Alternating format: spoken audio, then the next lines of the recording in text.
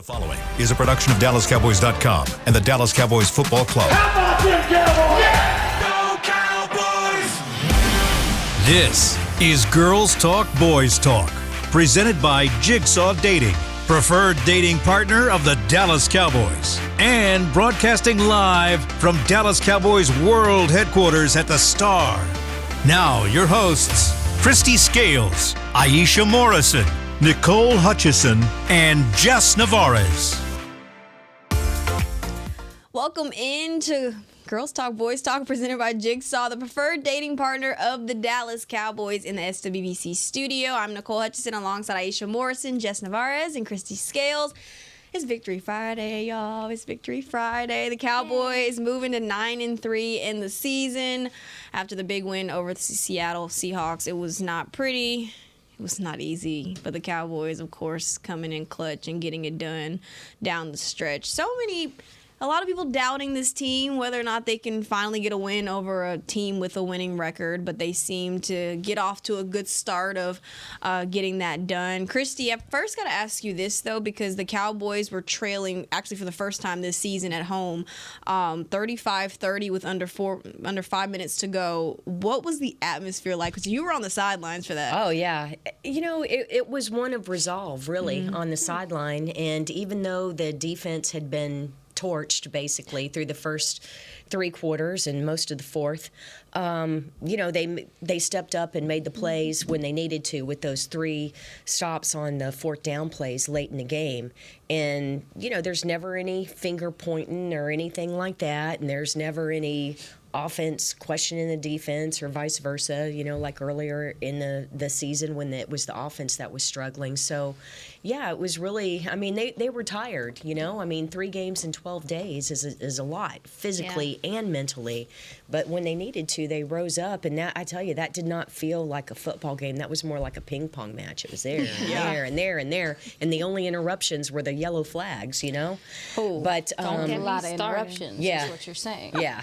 Wow. That was a lot. But it was 19 interruptions if you want to get specific. Yeah, crazy. Well, and technically 28 total, but of course some of those were negated. Yeah. But yeah, it was one of resolve and confidence for sure. Yeah, I agree. I think what was interesting is to see how well the Seahawks fans traveled to this game. We were just talking about that, and you could hear them doing their little Seahawks chant after that field goal. I want to say it was third quarter that I really heard it. They were doing it in the first quarter after that DK Metcalf score. I didn't hear it at that point. At that point, I was typing away on the computer, but in third quarter, I was like, what? Oh, yeah. What is going on in here? But what I did love, is to see the resilience from this team. And we talked about that word so much last season. What really gives me hope going forward for the stretch of the schedule that's coming up is that's a common reoccurring thing. We usually talk about that in terms of negative things like the run defense or the penalties that we've been talking about last season. The resilience is still there as well. And so that fight, bend, but never break mentality from this team is, again, just going back to the culture that they've really adopted in the locker room with the coaching staff. And I think this game was definitely a showing of what we had talked about, that the Seahawks were going to throw it all at you. No, you're absolutely right. You had to be ready for it. And look, I'm glad they had a game like this. It showed them a lot about themselves. And if there's one thing I do know about this group and this team is that they're going to take all these lessons in the next 10 days and they're going to use it and utilize it going forward for next Sunday against the Eagles. Yeah, your team grew up a lot, I felt like, this game. And when you look at, I mean, you just mentioned it, Jess, they have a lot they can learn from this game. Micah said in the locker room that Seattle threw out some unscouted looks to them. Shout out to Jess talking about that. And you could feel their urgency. But also, I got to give a lot of credit to Pete Carroll and those gentlemen over there, because that game plan, the way that they came out and really just went at it, the aggressiveness. Geno Smith, one of the biggest gripes on him this season has been him holding the ball long. That offensive line played pretty well for them. So definitely have to give credit to them and what they did. But as far as this Cowboys team, this is the best game of the season to me. all the way around, just because of the way that they were tested and the different ways that they were tested and how they had to respond. I think there's so much tape to take from this game, especially in the secondary, where there was some miscommunication. There was some things going on back there. We saw Dan Quinn in the second half decide to let Stephon Gilmore travel with DK. They found out some things about themselves and they adjusted on the fly. I feel like that's going to be important moving forward. And I'm starting to get to this point where I have this belief that in the fourth quarter this team will deliver. They'll figure some things out, especially defensively. I mean, to end the game on 3 turnovers on downs, and just to be that firm and like, nah, this is it. We're trying to go ahead and end this game. You mentioned it. There is a lot of faith, it sounds like, on the sideline between the defense and the offense and special teams, to where they believe, hey, we know you're going to get a stop. We know that Dak Prescott's going to go out and score. And so a lot of good things to take from this game. Some things that this team's going to be, there's good things to take away from it that technically was negative that they can use later on in the season. Some of the close call situations, some of the in-game timing situations and stuff, that's going to come in handy moving forward. So I'm very positive on this game, despite some of the negatives, and we'll hopefully work from there. And I just think the penalties are what they are at this point. I don't even know what to say. I think we talk about how teams play the Cowboys like it's their Super Bowl, and this was like the perfect, going back to what Jess said, this was like the perfect example of that. This team, the Seahawks, had only 3 offensive touchdowns in the last 4 games. Came in 0-2. Geno Smith played lights out. It was kind of shocking. Being mobile, he had an offensive line that played very well. But I think this Cowboys team, like y'all all said, they showed a lot of resilience. But this offense, putting up 411 yards of offense. It seems like these guys are clicking at the right time. Dak Prescott, of course, getting guys involved. Again, 8 different guys involved. Christy, I'll start with you. What are you liking about this offense and the way that they're clicking so far right now at this point of the season? I like that it's still Dak taking shots down the field, really the last month and a half of the season. Yeah. And when he's really been on this roll. And there was a lot of traffic around him, and he was under duress early, but then I thought it was a little bit better. But he just had another incredible game. And I'm still hoping that Michael Gallup will be utilized more or show up more. But the rest of the receiving core and Jake Ferguson, what he's doing, he's becoming the reliable guy like Dalton Schultz had been for Dak Prescott. But I thought it was interesting when I talked earlier, and we all mentioned the resolve and the resilience. It was interesting because you could tell that the offense knew that they had it. Because the way that Mike McCarthy, some of the decisions now, oh my goodness. That's what I mean. That's what I mean. The decision on whether to go for 2 or whether to go for it on fourth down instead of kicking the field goal. Because we're like, on Cowboys radio, we're like, whoa, if this doesn't work, we probably would have gone the other way. But, he had in his mind what he wanted to do and the faith that we were going to, get the ball back and on offense. So I thought it was really interesting. So and kind of piggybacking off of that, my goodness, the Seahawks played a lot of zone, so it made Dak really have to be precise on his throws. And you saw a couple of overthrows by Aisha. As far as later in the game, he was pretty precise. What did you like about the way that really Dak kind of adjusted? Oh no, I mean, I'm glad that you mentioned the zone that they were playing, because I feel like it made a difference in the red zone. And this Seahawks, don't get it twisted. We talked about this. They got some players. They really do. Their DBs they really do. And those DBs really didn't make it easy for these Dallas receivers early on. Like how the Cowboys still found ways to get it done, but specifically in the red zone, one thing about Seattle's defense is they have a lot of length. They have a crap ton of length. And when you talk about how small the red zone is, they're able to take up a lot of space. And so I felt like down there in the red zone, they had to figure some things out. I would have liked to seen the run game be a little bit more efficient down there, because when a team is playing zone like that, guess what? That means that they don't have as many people in the box typically. So we should be able to take advantage of those opportunities. They weren't able to. Another thing, again, an improvement they're going to have to make. And also try to figure out some zone beaters for the red zone. I think they have plenty of man beaters. Plenty. But that moving forward is important to me. They were 4 of 8 yesterday. I'm not going to sit up here and just whine about it, because they were just consistently going down there and making something happen. But I believe they had a drive within the 2. Was it Yes. the 2? Yeah. Yeah. What are we doing here? Yeah. You know what I'm Exactly. saying? Like, seriously, you should be able to punch it in there. Right. That offensive line was playing well there. So some of the decision-making, to your point, could have been a little bit better. And I know a lot of people was like, well, with the pass, in the last minute and a half of the game, where you're giving Seattle the opportunity to first down, drains that clock, and it's done for the most part. So, again, things to learn from. As far as the quarterback, he's playing at a super high level. He understands his protection. He understands where the pressure's coming from. He's able to evade it, again, using his legs. But he took a lot of hits early in that game. That was such a physical game. And I was looking at him. On the sideline, and I was thinking to myself, I saw how dirty his jersey was. I said, "Oh, they done did it now," because it. Listen, Dak, when he can, it's something about when he gets hit in the mouth. It's just something like wakes up in him, and he's always had that.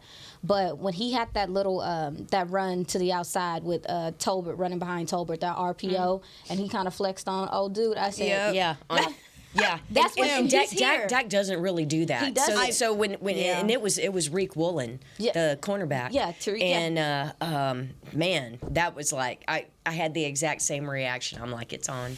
And it's the same thing with It's Jake on. Ferguson when Jamal Adams got in his face. Oh yeah. And then Jake Ferguson late in wanna the talk game about your gets boy? yeah. You I'm wanna gonna go talk ahead about and give your it to boy? Jess, because the way that he bounced back. because I got You already know. Dog mentality. As soon as I went to the locker room, I was asking all about it. I was like, what was going on? And it does come down to Seattle was playing physical. And the thing is, from the guys I talked to last night, they knew that. They knew going into it with their scouting report that this was going to be a physical game. However, there were some moments where it was like, oh my goodness, what is going on? You call it playing through the whistle, through the echo of the whistle. That was intense. But what I did appreciate from this game, and I like that these guys play smart football, because it's high emotions. When guys are hitting you hard and they're swinging and they're being physical, it does take that discipline to know when to step back and know when to not get another penalty thrown on you for unsportsmanlike conduct or personal foul or anything of that nature. So what I really like about this team is it shows the discipline that they're able to play with through these physical games that are testing them. And they're going to need that against Philadelphia next week, because Philly is going to be very testy for this team. And so talking to some of the guys in the locker room, I was asking, like, what happened at this point and what happened at this point? And they said they wanted the smoke. They got the smoke. And something that I really appreciate every single time, shout out to Tyler Biotish, because he was ready to fight for his guy, Jake Ferguson. And I talked to him after the game. I was like, what's going on? And he's like, I was making sure Jake was okay. I saw him hit his head. I was making sure he was good.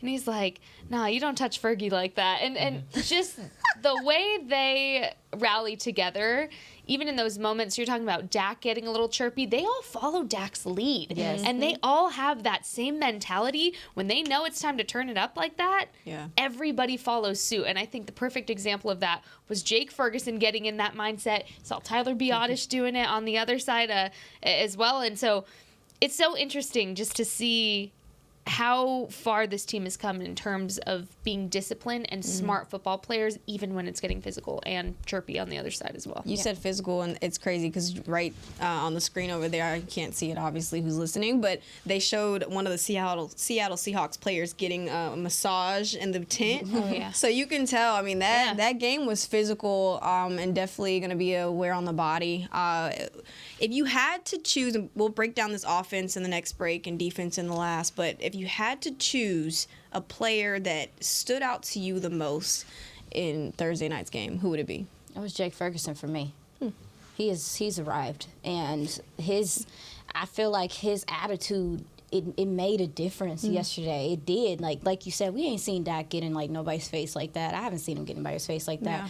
But his demeanor and his attitude, and if you go look at him in blocking, chipping, I mean, it carries over. And I feel like when you have a tight end adding a tight end that can kind of do it all to your offense, it takes it up another notch. Like, this is starting to become where he's a regular guy, and he's dependable. I mean, six receptions on 8 targets. He averaged 12.8 yards a catch. I mean, like, this is crazy. This is efficient football, and he's helping out in big spots. But you know how I know Jake Ferguson must be showing something on film? Because look at how the Seattle defenders was roughing him up. Yeah. They were trying to out-physical him. Yeah. They were trying to miss the face mask. They were trying to take him out. Miss the face mask. Yeah. But they were trying to let him. It was an effort to make him understand that they were going at him, and he never backed down. I feel like he got better yesterday. I feel like he's really coming along, and what he could do for this offense moving forward is going to be very helpful down the stretch. And to your point, Jess, Dak said on the interview post game, he said this brotherhood is strong, and he said it with such confidence and conviction, and you can see that on the field. Yeah. So that's my guy, Ferg.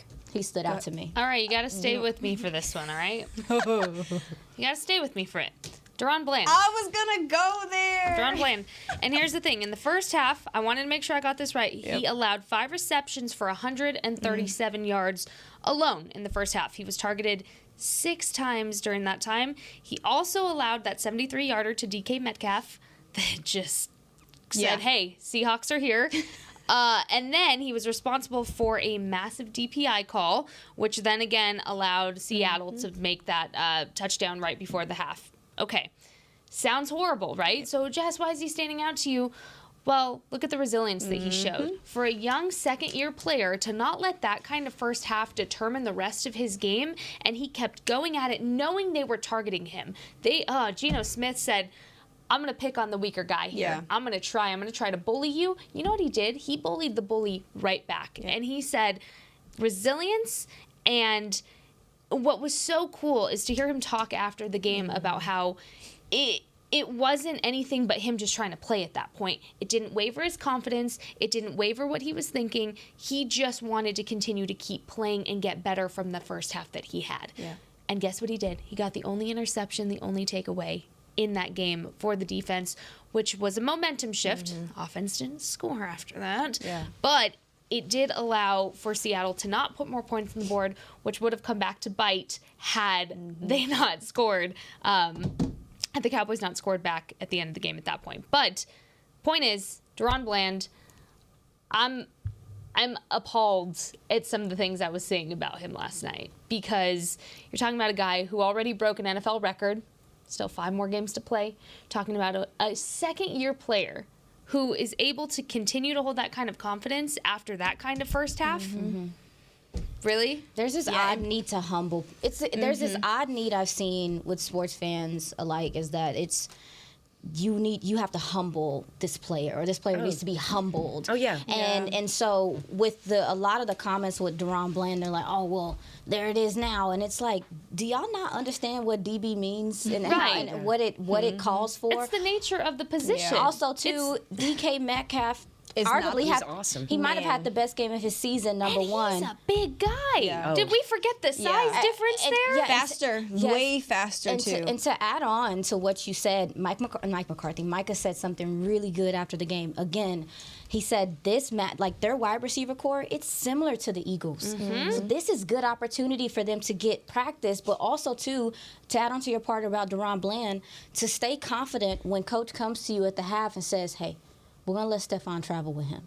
And to still, that takes a lot of getting your ego out the way and having the mental fortitude to go play on a side. He's not accustomed to playing on the other side like that. So it also, to me, it shows, again, what you're saying about him is his resilience and his ability to be coachable and to stay locked in. I really think we still got us a heck of a player. He's and mature. I'm glad He's so mature. And the coachable, I'm glad that you used that word, because to me, that was the best moment last night, was after on the sideline, after Deron Bland got that interception and he came to the side, of course, he went with his teammates and they go to the back of the end zone and pose for the photos and stuff, of course. But by the time he's headed back up the sideline towards the bench area, excuse me, and Al Harris is there, the DB's coach, to hug him. And it was just a little bit longer, stronger hug than just the normal quick bro hug, you know? And it's like, yeah, because you knew that, to your point, he was talking to him at halftime probably, and so that's what really stood out to me. Yeah. What an adjustment, though. I thought it was a heck of an adjustment to put Stephon Gilmore on him. And that's just another thing that, you look at. And I do think that this secondary has to figure some things out, especially from the safety position. To your point on that touchdown that DK had too. Yeah. I mean, Donovan was there too. It was some things going on from the safety position. So I feel like they can, like I said, there's a lot they can learn from this game, especially this secondary. Who I don't know if have they been tested like that yet? I don't think No, but it was kind of nice to see, but like Jordan Lewis stepping up there in the fourth quarter with some big Jackson Smith PBUs. and Jigba played some ball. He really did. He might have. That was his very impressive. I'm tired of being people's coming out party. Shoot. Now that looked like the guy though. He looked like the guy in the draft, the route runner, the playmaker. But Jordan Lewis, those two PBUs. I said, "There's Velcro." That's what they used to call him in college. Yeah. Velcro. I said, "There's Velcro," and he came to play too. So we got some good play from your nickel corner as well to finish that game. Yeah, we got some good play from a lot of guys. We're going to take our first break. You're watching Girls Talk, Boys Talk, presented by Jigsaw, the preferred dating partner of the Dallas Cowboys. We'll be right back. We know that juicy, cheesy, grilled to perfection burger sounds amazing, but it does sound like something is missing. Pepsi, baby! The yin to this burger's yang. Burgers and Pepsi go together like burgers and Pepsi. This perfect blending of flavors makes every bite of lettuce, every sesame seed on the bun, and every sip of that crisp, refreshing, ice-cold cola a journey to Foodtopia. Burgers, better with Pepsi. That's what I like. At Jigsaw Dating, we obviously want the Cowboys to bring that 6th ring home. But to be honest, we're more focused on finding the person who will put a ring on your finger. That's why we created a dating app that reveals your face through meaningful conversation, so you can date deeper. Because it's personality that matters the most, not looks. Join Jigsaw Dating today, dating partner of the Dallas Cowboys.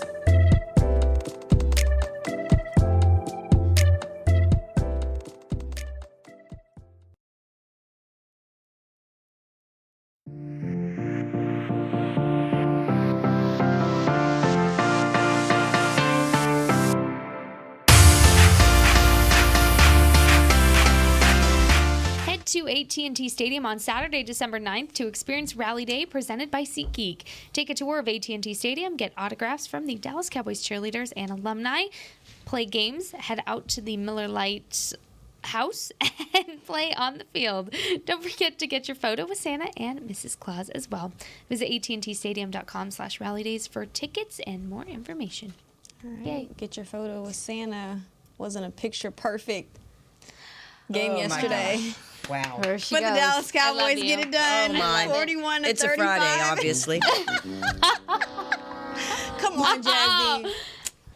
Nicole, you know I will always hype up your Right? friends. Come I got on. you, sis. Got you. Cowboys offense, man, on a roll. Another 40-point game at AT&T Stadium to extend their home winning streak to 14 wins. But Dak Prescott, we touched on him a little bit in the first segment, but we've got to touch on this man, right? He's 299 yards, 3 touchdowns, another game where he threw for more than three plus touchdowns game. But really, I think that it's finally come together for him. I feel like he's playing at his best. November football for him was probably his best in the past 2-3 years. And so what did y'all like about the fact that Dak's playing with so much confidence? Is there anyone that can stop this guy right now? I like the way that he was able to move within the pocket, because we mentioned earlier that he was under duress. Yeah. And to buy just enough time to get the pass off, and continues to make good decisions and protect the ball. Yeah, I felt like he threw a lot of good balls yesterday, even some of the ones. I think they had 4 drops.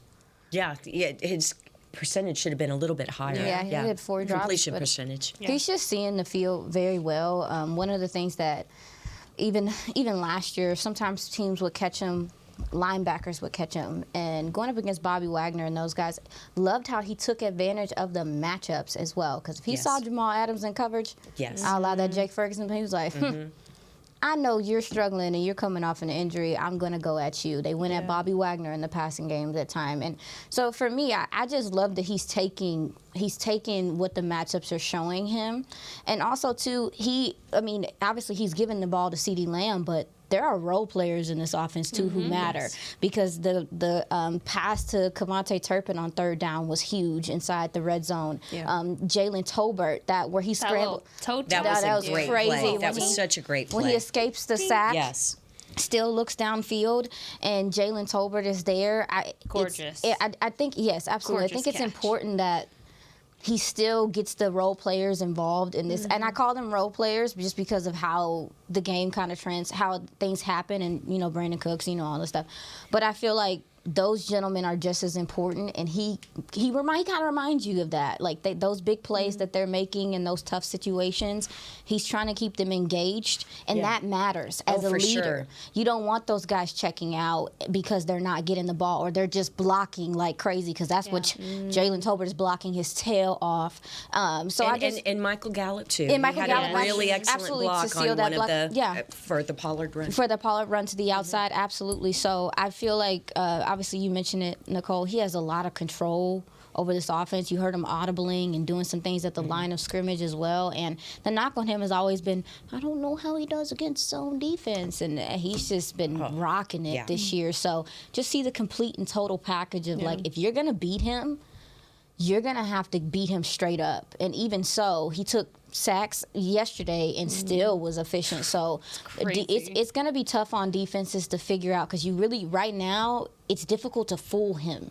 And I believe that's the, uptick, because that's the uptick in his game, because a lot of people are going to say, well, we don't know if we can go man-to-man with your receivers, with Brandon Cooks and CeeDee Lamb on the outside, especially Ferg now. Some teams are probably going to try to play more zone. And the fact that he can beat it consistently and he's showing that, it opens up a whole nother realm for this offense. And I just think that him playing at this level makes the whole playbook available, and that's when you're cooking with gas, when you're going into the playoffs, is there's no limitations. Oh yeah, the dude is playing some great ball right now. So it's gonna be fun. We about to.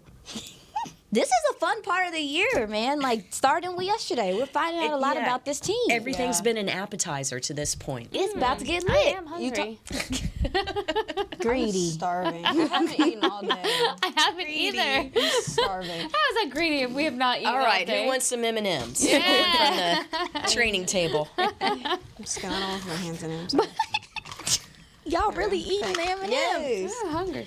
Question. Snack break. Yeah, little snack Thanks, break. Christy. She's so taking care You of talked us. about role players, Aisha. I'm sorry. I don't know why I just did that. You are fine. You talked It's about role Friday. players, and Michael Gallup and a lot of those guys not taking plays off because they're not getting the ball. And Dak, obviously, with great ball distribution. But the guys that are playing those roles, how do you feel like they've accepted that, or come to, I guess, more acceptance of that over the past couple of games? I don't know. You got to. Well, that's they're not going to be around if they don't. Yeah, So you don't got a choice. But also, too, it goes to the character of the locker room and to. This is a Jason Garrett phrase, but finding the right guys, right? Exactly. And so, but what Aisha was saying before about, making sure you get it the way Dak is, involving them in the offense, you have to reward the players that do the dirty work. say it. Yeah. You got to, or they check out. Yeah. And you don't, and maybe Not always not, check not out. necessarily check out, but just some may eventually may. over time. But every the players know, and the coaches know, right? Fans, media. We, unless you're really able to study film, or if you're in a locker room, they know who the key core guys are, absolutely. right? And so that's what's fun about being on the sideline, is to see the way the guys interact with each other. And so when the hard workers like that get the payoff, you see the way that coaches and players come up to them. Drawn blank. You know? Yeah. The previous week. Yeah. So that was a splashy play, right? I mean, that led every sports center and every sports highlight, but just some of it may not seem like a huge play, an 8-yarder or whatever, but the players know. It's also one of those for the greater good scenarios where these guys know. And it's so funny. It goes back to carpe omnia of seizing everything. You seize everything in the moment you have to seize it. Yes. You don't necessarily chase it or you don't ask for it. You do it when your number is called. And so I think this team does a fantastic job of understanding how stacked the room is, and whether it be wide receivers or tight ends, they understand that, and they're not jealous or unhappy for their brother. They genuinely are happy to see their brother next to them succeeding, because they also know the greater goal that they're trying to work towards right now. And it's not, hey, I want to have this many receptions. No, it's greater than that. It's, we have a over 3-decade streak to break here by trying to win this team a championship. I mean, they will talk about it nonstop. Every week you go in the locker room, I can't recall 1 week this year that not one player has not mentioned going to the Super Bowl. I mean, it's on a consistent basis. They are talking about it. Really? They're manifesting it. Oh. It's law of attraction, manifesting it. That's fair. It's we know we have to take this week serious because we want to keep playing in the postseason. Yeah. They have to have that mindset. I'd be worried if they didn't. Oh. I would be worried if they were like, it's whatever. Yeah. They're not lackadaisical, and they're happy for each other, and they're playing as a team. Yeah, there's urgency. There's urgency there, to your point. And the gentlemen that we're talking about, like the Turpins, the Tolberts, the Michael Gallups, the Rico Dowdles, listen, they're gonna be needed. And that was another thing too, is like them not, because there's such thing as getting cold. Is when you're not getting the ball's not touching your hands and stuff like that. So again, when you talk about Dak Prescott and the involvement of this offense, but you also too, I think they saw in this game, it's a track meet a bit. So we gotta get the playmaker the ball. CeeDee Lamb was targeted 16 times? How many times was he targeted yesterday? 17 times. Yeah, 12 receptions on 17 targets. So that lets you know also too, some games are gonna be like that, where it's like, we have to get this guy the ball consistently, and he was out there cooking. So, yeah, there's a lot of positives to take. I felt like Tony Pollard. I was just about to ask you that, people like, again, you can go look at the 3.4 yards a carry. He had some tough runs yesterday. Tough runs yesterday. You can see him. I just feel like it's clicking. It's clicking for him. But also, too, I do think it's contingent of this offensive line playing better football. And those duo and combo blocks are really paying dividends for them. And they're starting to open up some things. They attack the edges so much later than what I would have maybe anticipated. But I will say I get what they saw on film, because last week, the 49ers had a lot of success running up the middle with Seattle. So I think Dallas saw they wanted to. Were they doing something differently against Dallas than they did against San Francisco, or could you tell? And again, or didn't probably have enough to I gotta really watch. see? I gotta watch a little bit more. I have to watch. I have to rewatch a little bit more. But I will say, I was surprised that they started bouncing to the edges towards the end of the game and not to start the game, because to me that's where I do think they might have respected how their DBs came up and tackled, because that plays a lot. Yes, they're very physical corners. Witherspoon is so maybe fantastic. they didn't want our guys getting crammed on a lake of and so they decided to do it late. But really, Tony Pollard, we've been talking about him all year, and I feel like he's starting to hit his stride, and you're seeing him run with a lot of power, dipping his shoulder. What he did in pass pro, again, so impressive, how he's just willing to sacrifice his body in that way. And I was just watching him. Dak had a play, I think, to CD in the flats, and he just had a fantastic block, like where he's flat on the ground. He kind of flipped. He's flat on the ground, and he'll do whatever he needs to do to protect his quarterback. And I thought that was really dope to see from him. This offensive line's playing better football too. They gave up some sacks.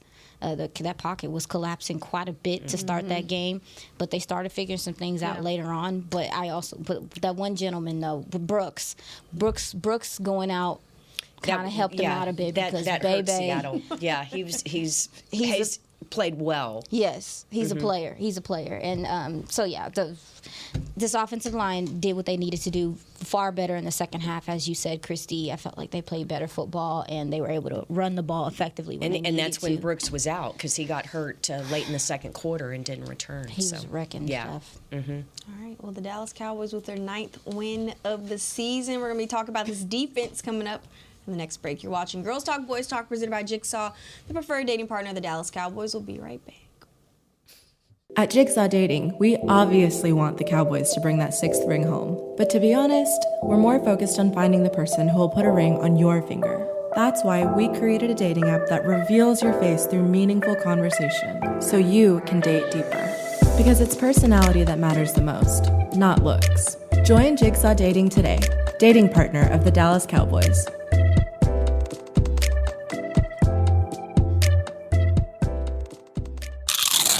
You know that sound anywhere. It's the crisp crunch of that first nacho chip. With its perfect cheese to sour cream ratio sitting atop a layer of delicious beans, it's a sip away from perfection. That's what we're looking for. Add a delicious, refreshing Pepsi and we've achieved absolute nacho nirvana. Because while you can pile those nachos high with every spicy, cheesy, savory topping, there's no topping a cool Pepsi finish. Nachos, better with Pepsi. That's what I like.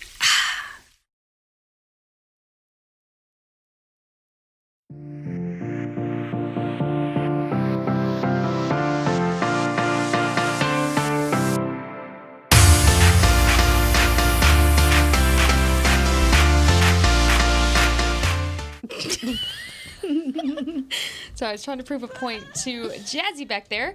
Sean Polite is your 2023 Cowboys Fan of the Year, and now he needs your help. Vote for Sean to be given the ultimate title of NFL Fan of the Year, presented by Captain Morgan, by casting your vote at NFL.com/fan of the year. Go vote for our guy, Sean. Please and thanks. Please and thanks. I ain't got a transition. I'm not even gonna lie to y'all. The Cowboys get with a win over the Seahawks. Jesus Christ, I was about to say the 49ers. Lord. Getting the win over the Seahawks, and this defense really struggled throughout the entire game, but held the Seahawks, shut them down the last 3 possessions. As far as this defense, we got to talk about Micah with that game-sealing pressure on Geno Smith. How big was that? I mean, you were on the sideline. Oh my you gosh, kind of that was feel just the atmosphere. Yeah. Well, someone needed to rise to the occasion. Jordan Lewis had done it earlier. We had mentioned about that. I think DeMarcus Lawrence really showed up, particularly with big plays in the fourth quarter. But when they needed it, Micah came through. And so some people would say it's a quiet game for him until that point, just because he didn't pile up a lot of stats, but he was still affecting things, and that was just a heck of a play. I think the biggest thing with the defense yesterday was the giving up the big plays, obviously, and Deron Bland. We talked about him earlier, getting toasted by Metcalf, but just the inability to get off on third downs. Allowing 2/3 of third down conversions. I mean, the Seahawks just were able to sustain those drives, so that has to tighten up, because you cannot allow those sustained drives. You have to do better on third down. Well, I'm glad the run defense is not going to be a topic of conversation anymore. Yeah, they defended the run well. It was great. Sure. But it goes back to what we said earlier in the week, was there's 2 ways that the Seahawks offense could find success against the Cowboys defense. Test the run defense, which they tried to do, weren't successful at. Big, explosive chunk plays down the field. That was killer. But what I do like is the in-game adjustments. You usually hear, halftime adjustments. Nope. We see time and time again, appreciate so much of Dan Quinn, is he doesn't wait until halftime. He's making those adjustments right then and there to make sure that you're not going into halftime getting beat. Yeah. Because if at that point, you're not setting yourself up for success coming out of the half if you're waiting until then to start adjusting. Marquise Bell played one heck of a game. He was flying all over the place, given everything he had. I mean, he was sideline to sideline throughout that game. Osa, I thought, had a pretty fantastic he really game as did. well. Big physical guy. And then Jonathan Hankins. What another sack. Hank. Big Hank. Big dog, never a little dog. So- Big Hank. Was that 2.5 or continues to 3 impress. sacks now? That's 3. In That's 3 2 in the weeks. last 2 3 weeks. sacks in 2 games. It might be He's his found his career niche. high. Yeah. Go ahead, babe. Just excited for him. I mean, really, you're talking about a guy that I was just talking about this in the press box after he had that sack. This is a guy I remember being on this podcast for, and Aisha was giving the sales speech to Jerry Jones about making sure he was signed again for this season because you saw what an impact he could have last year. And you're seeing a guy now that's just so fully confident in the scheme, the guys around him, and he's just such a mentor for guys like Mozzie and really that younger group. So for me, it's really cool to see how much he's grown and gotten better, and I think that's something so special and under talked about when it comes to the Cowboys overall is they take these veteran players and they polish them up and they redefine how good they really can be. You're seeing that with Hank. You see that with Tank. Oh, sorry to mess up the rhymes. See it with Dak. Just this, the ability to continue to make players better as they get older is such a special and unique quality of this coaching staff. And I think Jonathan Hankins is a perfect example of that. Yeah, one of the big reasons why this secondary struggled, man, was because this defensive line, although they got a lot of pressure, Next Gen Stats showed that Geno Smith was pressured 54.5% of his dropbacks. Y'all, that's insane. But it just speaks to, again, number one, how quickly they got the ball out, and which is, again, improvement by Geno. But then also, too, that this defensive line just didn't get home as much as what they would have wanted to, and I felt like that was the difference in the game because a lot of his throws were so last minute, like on the money, and he just made some crazy tough throws. They found a way to generate pressure towards the end of the game, but their lack of pressure, well, I can't even say pressure because they got pressure, but their lack of getting home was really the deciding factor in this game. I expected for it. Abraham Lucas coming back for them just seemed like it really stabilized this offensive line in a way that I didn't expect. But he was out of the game fairly quick. Was exactly. And then Jason Peters. came in. So Lucas finished the game because Peters couldn't finish it. But they got a boost for sure with it was his return. just absolutely, and I was just so.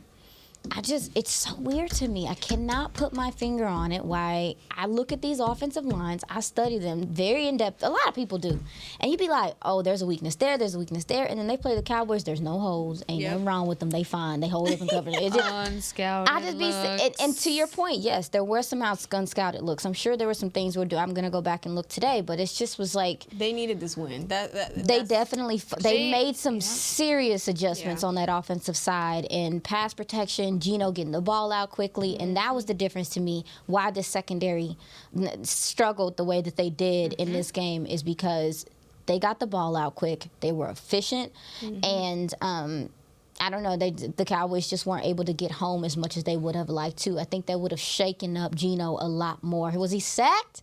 Once. They said that he got sacked once? Hankins. There were quarterback hits. There were 6 quarterback hits throughout the game. 3 from Micah, 1 from Damone, 1 from Hank, and then 1 from Osa. But they only gave up 1 sack. But and it was this is the only team 1 that sack. allowed 13 in the last 3 games. It's just, but it also too circling they were back. playing like their playoff contention mattered. Exactly. It did. That last night's loss for the Seahawks puts them behind in playoff contention.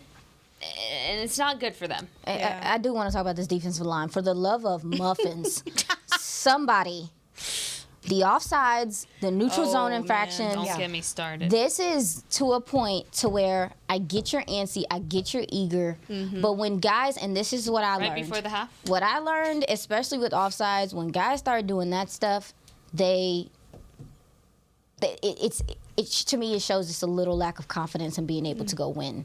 And I know that they're antsy and they're eager, but you can't do that. And as many times as it's happened, there's offside calls almost every, and you're giving teams free plays, which the refs hate. But you're giving teams other opportunities to stay on the field. How many times did we see a penalty keep the Seahawks on the field? This defense, it wasn't even, when you look at some of the mistakes they made, they could have overcome them if they didn't have the penalties in a lot of situations. So, again, I understand this crew was trying to make sure their wives and aunties and cousins seen them, but at the same time, this defense has to be more disciplined in these moments because you have an offense that can go take the game. They can go do it. But they put themselves in a tough spot in the second half to have to overcome things. They got to be smarter in these games. You need to know where you're lining up. You're too grown. Yeah. You're too grown. Yeah. You've been playing this game too long. You need to know where you're lining. So I want to know if it's a discussion of them double, triple, quadruple checking where the line is, because sometimes I understand that it is some communication stuff with the umpire and knowing where the ball's being lined up, whatever the case may be. But these neutral zone infractions, these jumping off sides and stuff, encroachment, unacceptable from this defensive line. Absolutely. And these are veteran players. Exactly. These are not rookies in a preseason game. Unacceptable. So it really is. And so it'll be interesting because, Dan Quinn is going to speak on Monday. I'm sorry, and so that'll be a question to ask about what do you do? I mean, you can say it till you're blue in the face, but what do you do? Do you sit them down? I mean, what at can that you do? point you can't. You need to win. Yeah. No, Also, no what's punts is crazy. Interesting is I don't know how. I feel so disappointed in myself for not seeing this before the game and talking about this week. Seattle and Dallas, the top two most penalized teams in the NFL. 82 penalties each coming reputation. But here's 91 against Seattle total. They lead the league in most amount of penalties. And 90 for the Cowboys. Yeah. But I think the issue is exactly what you're talking about, the pre-snap penalties. Because the DPIs yesterday, it was going on both sides. And some were a little questionable. It was going off both sides. So I'm not even upset about those. Both teams can complain. At that point, I'm not kidding. When I say I was in the press box, I was like, oh, there they go. Oh, there it goes again. I mean, it was predictable at that point, right? Because you knew the kind of game that was being called. It's the pre-snap penalties that it's hard to ignore, because when you're talking about the next couple of weeks of games that this team has to face, specifically the Eagles, you cannot lose because of self-inflicted wounds that you're doing to yourself. So you asked earlier, who can defeat Dak Prescott? This doesn't have anything to do with Dak, but you know who can defeat the Dallas Cowboys at this point? It's themselves. And they did it with the pre-snap penalties. They've done it all season. I know you guys are sick of hearing me say it, but this dates back to even last season. We were talking about it. So something's got to give, because they cannot allow deja vu to happen. The same mistakes allow them to go down to themselves. 9 penalties for 127 yards, 7 of them in just the first half alone. They got to clean that up. Yeah, I'm really looking at. Yes, DQ, you gotta get your guys in order, man. Like this is not, it's not okay. And when you talk about Philly just coming up, and I know we're maybe talking too far ahead, but the best thing with that team is to keep them behind the sticks. Oh yeah, deep behind the sticks. And if you're doing things like this, it's not okay. It's not all right. And usually the line judge and down judge, those are the officials that are on either side of the line of scrimmage, generally will warn the players, you know, and so there's no way that it should happen more than once in a game, right? Gosh. You know, any silent count?